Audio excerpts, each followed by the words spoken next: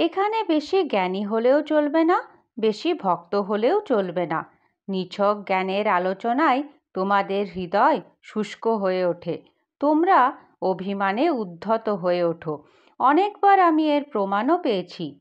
প্রকৃত জ্ঞানী প্রকৃত ভক্ত। জগতের সৃষ্টিকর্তা যিনি, তিনি পরম জ্ঞানী। এই জন্যেই অবিরাম সানন্দ চিত্তে তিনি জগতের সেবা করে যাচ্ছেন। কিন্তু জ্ঞানী হয়ে তোমরা সেবাকে ভক্তিকে অবজ্ঞা করে চলো। কাজেই অরূপ জ্ঞানে হিত না হয়ে অহিতই হয় বেশি। এই তো গেল বেশি জ্ঞানের কথা। আর বেশি ভক্ত হয়ে তোমরা স্বার্থপর হয়ে ওঠো।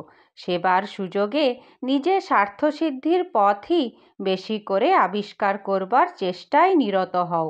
কাজেই অরূপ ভক্তিরও কোনো মূল্য নেই।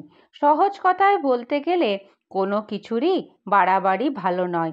মধ্যপন্থা ধরে চলো, তাহলে দেখবে পতনের কোনো আশঙ্কা আর থাকবে না। জয় গুরু।